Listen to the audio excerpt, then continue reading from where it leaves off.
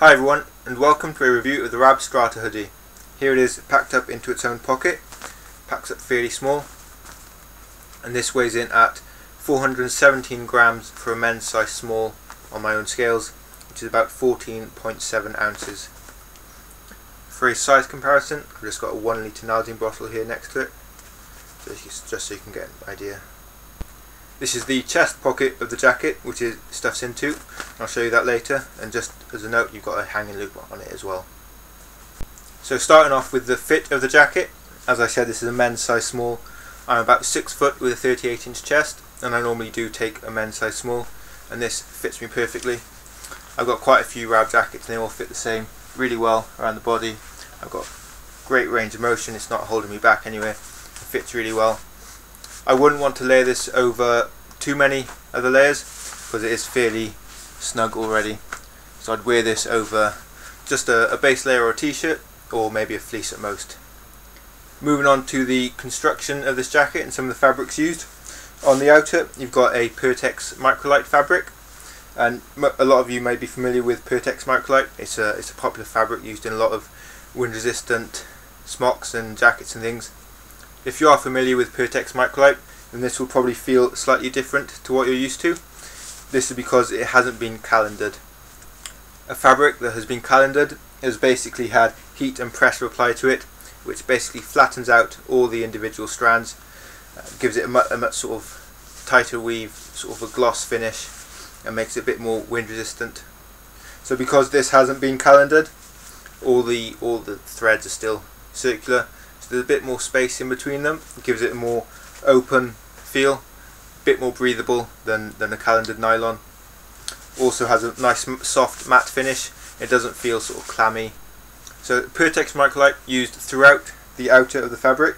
On the inside there's quite a lot going on, so let's take a look. The main body of the jacket on the inside is a really open mesh, and that's really important to what the jacket tries to achieve, which I'll come on to a bit later why they've done that. So it's a really open, really breathable fabric, and then the bottom maybe 3 or 4 inches are a calendared Polartec microlight.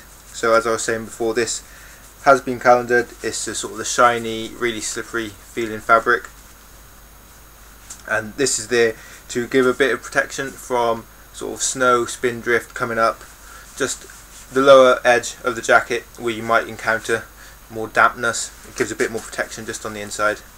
Around the collar you've got a really nice soft large area of microfiber fleece. This is really nice against the skin, both sides of the zip, so when you zip it all up it covers a large part of your face and it's really comfortable.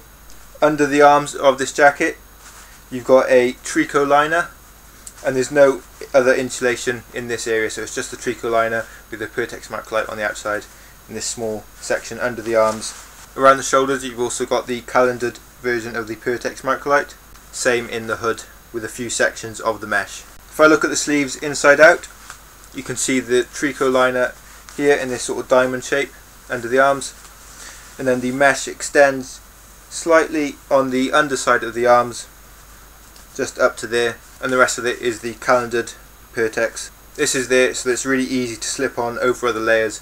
It doesn't catch, it doesn't snag, it just slides on because it's quite slippery fabric.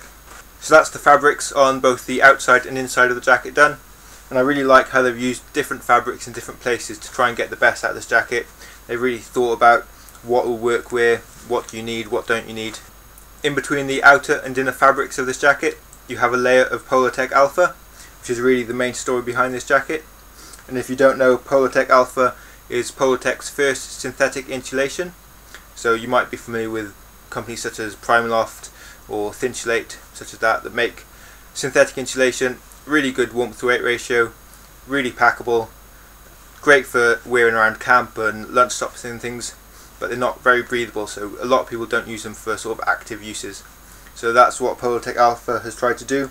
It's basically make a synthetic insulation which has got great warmth to weight ratio, really packable, nice and light, but that you can use while you're doing your activity.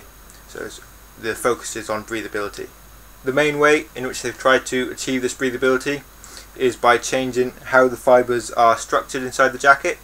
So with a traditional synthetic insulation you'll have lots of fibres all sort of laid over each other, some long, some short, and just sort of loose, lightly woven, just in sort of a wad, a layer. But with Polartec Alpha, the synthetic fibres are kind of woven into a sheet, and all the fibres are basically lying in one direction, which is sort of straight up. So if you imagine a flat sheet, all the fibres are lying upwards. So you get great breathability through the fibres, and also because it's all woven into one fixed sheet, you don't get something called fibre migration or leakage. This is what allows them to use really breathable fabrics like the uncalendared Pertex and the mesh on the inside, because there's no chance that any of the synthetic fibre is going to escape, but it's all fixed in there. So where does that leave this jacket in comparison to other products and other jackets out there? Well, I think it kind of lies in between a fleece, synthetic insulated jacket and a soft shell. You have more warmth than a fleece, better breathability than a traditional synthetic insulated jacket, but with slightly less warmth, and you have the sort of protection with the wind and weather protection and a light amount of warmth of a soft shell. And that's why I really love this jacket, because it's got and that's really why I love this jacket. It's got enough protection and warmth to be used as an outer layer, but then if it starts to rain, I can put a waterproof jacket over the top and I'm not going to overheat. I can put this jacket on at the start of the day and I don't need to take it off until I get home. With the amount of warmth this jacket gives you, I'd say it's also really good as a summer insulating piece to keep in your rucksack just in case. To use as a piece of static insulation rather than active insulation. If you wanted to use this as active insulation, that is when you're walking and moving and things, then it would have to be quite cold. So that's more or less the construction and fabrics and materials used in this jacket and how they work. So moving on to some of the features, you've obviously got a full length Y2K zip down the middle with a small baffle behind it just to protect against wind coming through the zip. You also have two hand warmer pockets, nicely situated. These are fleece lined as well, so it's really nice to put your hands in here on a cold day. They do warm up quite quickly. And a chest pocket, which, as I mentioned before, doubles up as a stuff sack. This is fairly big, I can easily fit my whole hand in there. Obviously it's sized to accommodate the entire jacket. One thing that I don't like quite so much is that on the zip pullers, Rab have just put a piece of cord and tied a knot in the end, except for the main zip where they put the moulded toggle on the end. And I just think I prefer the moulded toggle, just a nice little feature. It's only a little thing. As you might have guessed from the name, this jacket does have a hood, so I'll show you now. So simply elasticated around the face, so no adjustments to it at all. And Rab call this an over-under hood, so it's designed to go either under or over a helmet. And you can see it's quite square in profile, it doesn't look that great, and I think that's so that it can go over a helmet. They've added that extra volume in there, but it still feels comfortable to wear it without a helmet, and it would go under a helmet easily. The cuffs on this jacket are slightly unique. You can see half of it is elasticated and the other half is not. I don't know if there's a reason that Rab have done this, but it seems to work well. I feel it does give quite a nice fit around the cuffs. Maybe a bit more difficult to get them on than a fully elasticated cuff, but not too bad. And I can roll the sleeves up to above my elbow. There's also an elasticated draw cord adjuster on the lower hem, so with a toggle, one on both sides.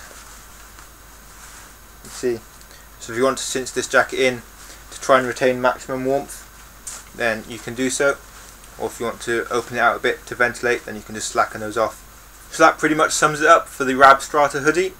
In my opinion, a fantastic jacket, one I've turned to quite a lot over this winter, just if I'm not sure what the weather's going to be like. If it's going to be maybe a little bit cold, a little bit windy, might be some rain, then I'll just chuck this on, because I know I'm pretty well covered for most things. Really versatile, nice fit, as always with Rab for me, fits really well. As I said before, I like the use of the different fabrics. The Polartec Alpha feels great, no real complaints about this jacket. If you have any more questions about the jacket, please leave them in the comments below and I'll do my best to answer them. Thanks for watching.